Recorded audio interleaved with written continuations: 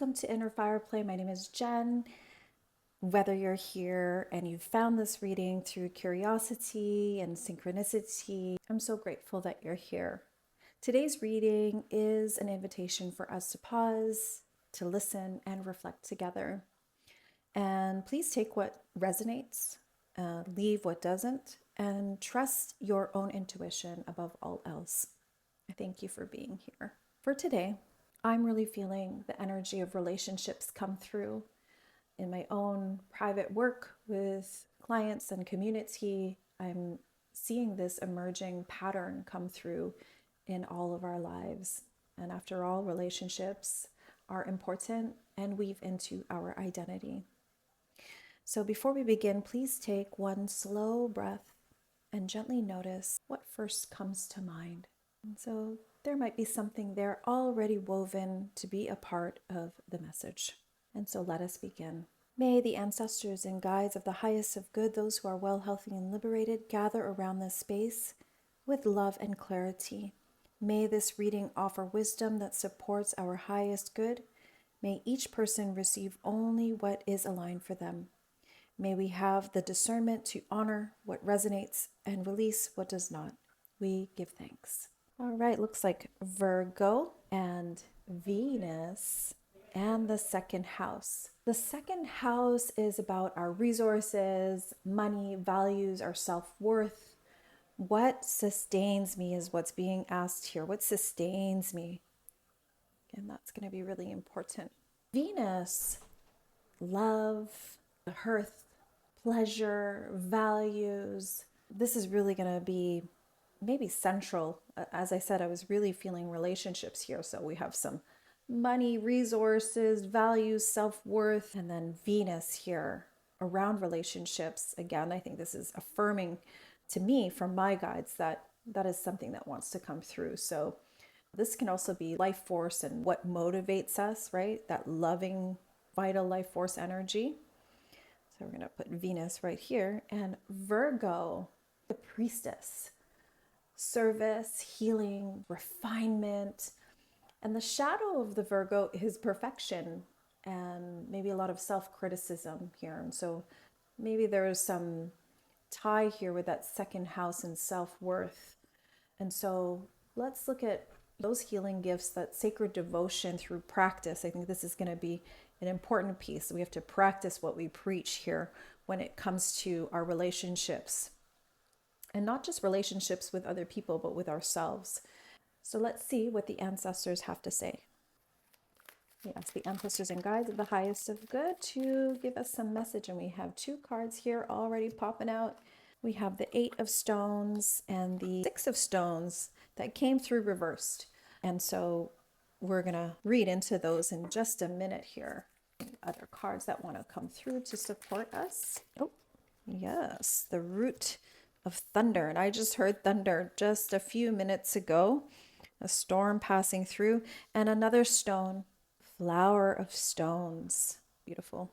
There's definitely something that we need to root in that needs a sort of like pay attention right now in your relationships, in what you need to be in relation to, right? So not just maybe individuals, or maybe that's what it is that there is something here that is requiring you to pay attention in your relationships with others, in your relationship with yourself, in relationship to the land and to community. And this 6 of stones, I'm feeling here, this is really about communication, but clarity in that communication.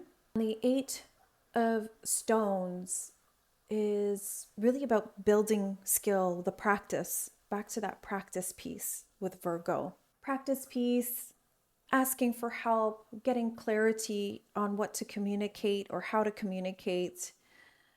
Oh, yes, I'm really feeling that maybe we need to upskill a little bit on how we communicate, how we ask for help, how we communicate in those relationships.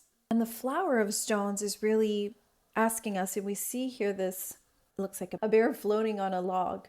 That support, I think this really anchors into this here, is that we need that emotional support to help us in this energy of our relationships, in the energy of maybe something that you haven't been admitting for some time that you actually need help with. And so this is really fascinating to me. Something needs to change. There requires some clarity, some communication, some support, and some skill building. Admitting that, you know what, I don't know if I have all the skills, or maybe I need time to be in practice with them so that I can know how to support myself or know how to ask for support, right? Just gonna check in. I feel like there is another card here that wants to come out to help us with this reading. These stones here really have to do with a lot of material energy, and that really came through with that second house, materializing some things that you've been holding on to inside for some time. And so let's see what else wants to come through. Another stones card. So that second house is really coming through here. This is a beautiful card. Wow. The 10 of stones here reminds us that we might have a lot that we are dealing with or that we are handling right now, maybe financially, maybe in all of our relationships, and it requires some ritual. It requires us to really look at what we have with a gratitude and to, again, be supported in that, to ask for help and to sit and be in practice with what we preach. This is a hard shadow here because what this is saying is maybe you can't do this alone. You've been trying for a long time, but it requires a little bit of extra time to be in practice. It requires us to hold space for who we can ask support from and be brave enough to make that change. And there is the Justice card here. This is such a beautiful card. Truth and fairness. I'm really hearing here accountability. I think this reading for many of us and many of you listening here is about taking accountability for maybe something that you've said, something that you've done in your relationships. And I think this is part of that practicing here. Maybe you messed up. Maybe it requires some time to hold forgiveness with yourself, to ask for that support, for maybe someone to hear you out without judgment around your mess up. But this is an important lesson for you in this time, and to, again, be in ritual with it. And the High Priestess, intuition, inner knowing. You have a very strong intuition. You have very strong seeing and psychic abilities as well. And that doesn't mean that we are void of human error and our own wounds taking over. I love the great horned owl, and the great horned owl sees in the night and can turn their head all the way around 360. And in the nighttime, that is when we can see with clear vision. So I feel is about us holding this time to be in relation to our practice. I really sense that whoever this message is for someone who is having challenges in relationships in general, and maybe in partnerships or family. But the most important relationship that you need to tend to right now is yourself. That it requires some ritual.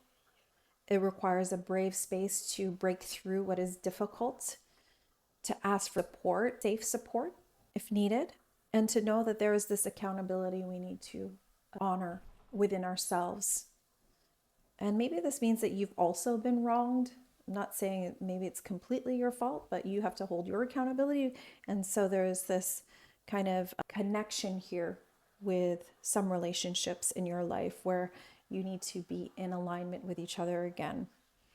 And to trust that you have this great intuition as well that can support you. I want to call in the Your Wise Animal Body cards to give us an additional message regarding this reading, an additional theme that we are working with. I really see here that the relationships, when you tend to your relationships, they're mirrors of that abundance that really wants to come through, of what it means to tend to that place of self-worth and what you value, right? And what sustains you, that your relationships help sustain you, that your arts practices, your spiritual practices, journaling, writing, whatever your craft is that sustains you as well. Let me ask him to come through. Who wants to come through? Anybody who wants to come through. Listen. So this is an important message for us. It is time for us to listen. It is time for us to be in relationship with ourselves. I'm going to ask an additional message from the Rainbow Warrior Awaken deck. Lots of cards flying. I have 2 cards here that stuck to my hand, so I believe that these are it. Looks like there's 3. Inner strength. You can do it. It's going to be hard to admit that you're wrong, hard to speak your truth, hard to be in relationship to your self-worth. And that Virgo energy of service and healing and discernment, that priestess, there it is, right? There are these themes. The priestess energy, the high priestess. It's yes, priestess energy, but also high priestess energy here.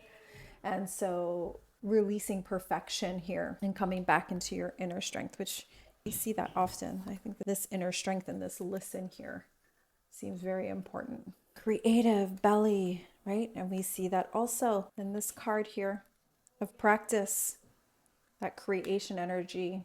You have not been tending to what, makes you feel good, what fills your cup, what fills your vessel. And promise, northeast, this direction that anchors us into our sacred contract here on this earth plane, that we are here to create, not to forget, to hold forgiveness, to listen well, to create well, to remember that we are highly intuitive beings with great inner strength here. Come back to your rituals, be accountable for things that you've said and actions, and hold others accountable too, right? That it's your reflection with one another. Ask for support and help, and be brave to make those changes. Be brave to create. Be brave to anchor into that sacred contract of this time. So this is our reading for today. I feel complete with our time. I want to ask the guides if there are any additional messages with the OK Oracle, and let us see any final messages here that the guides want to offer. Any final messages here? Aha, there it is.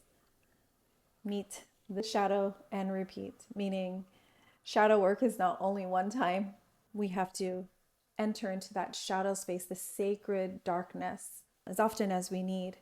And this is where we access that inner strength, that intuition. Some of that shadow coming through with accountability here, very important. So I feel complete with this message. Very beautiful. I thank all the guides and ancestors of the highest of good. Thank you all so much for choosing life today and for receiving this message. Many blessings to you.